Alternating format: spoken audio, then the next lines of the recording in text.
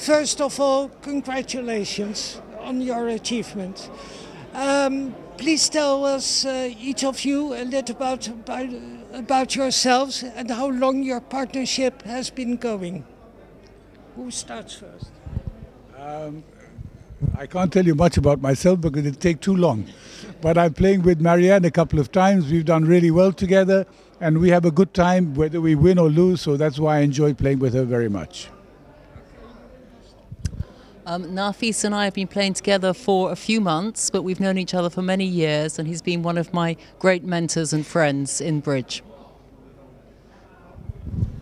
I have been playing internationally 35 years. This is the first international medal I take. I'm very pleased. Thank you, team. Thank you. Thank you, Anta. Well, I have been playing since I was 12, and now you can figure out how many years that has been. And Roy and I have been playing together for what, 3 years? 3 years. 3 years. More, yeah. And it's been wonderful.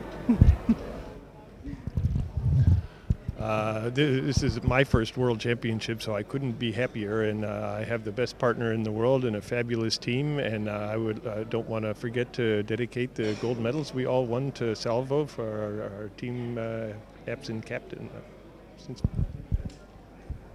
Yeah, this has only been my third tournament with Zia. I hope there's many to come. It's great to play with him. He's a true star and a great partner. How did you put the team together?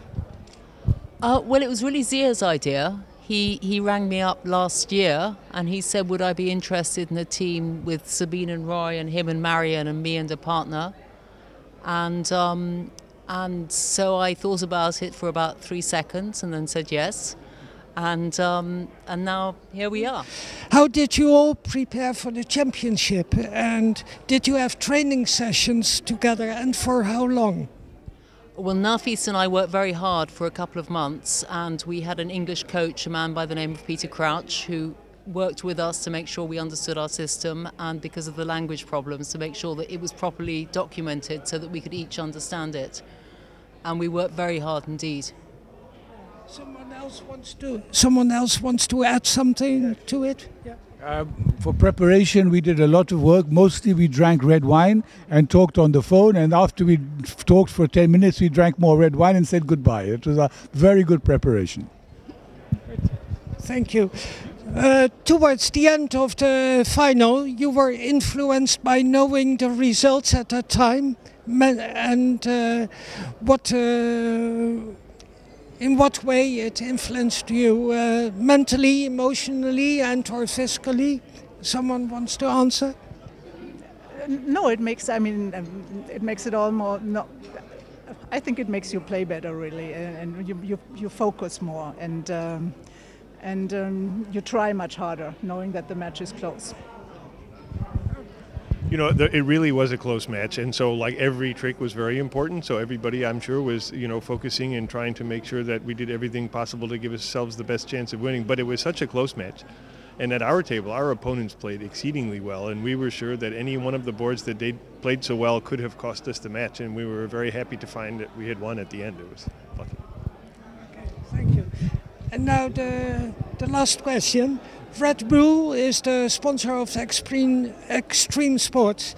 Do you think of bridge as an extreme sport? Well, obviously it isn't as physical as most sports are. It's really mental exercise, but it's the only sport that I know of where you are forced to compete between, 10 and 12 hours within one day. That doesn't happen in any physical sport. And if you take into account that your brain actually uses 20% of your body's energy, which is far more than any other muscle, that it is, in effect, an extreme sport, I think playing with Zia is pretty extreme. Okay, now the final part. According to you, what does it take to draw the attentions of youngsters to bridge? Well, maybe if, more people wore a dirndl while they were playing. I think you're asking the wrong side of the cube. Go that side. The youngsters are that side. Yeah, maybe if there are in the Netherlands they have a new project now, which there's more money involved in bridge. I think that might make it more attractive, and yeah, just tell everybody that it's a great game. I love to say that we think that our opponents were so sporting, not only good players, but they smiled. If they lost or they won, they came to congratulate us. It was a great pleasure to play against the Chinese, especially, who were the most sporting of any country that we've played for so long. So we're really proud to play against them. I very much agree with this. The Chinese have made this tournament as the special tournament that it's been.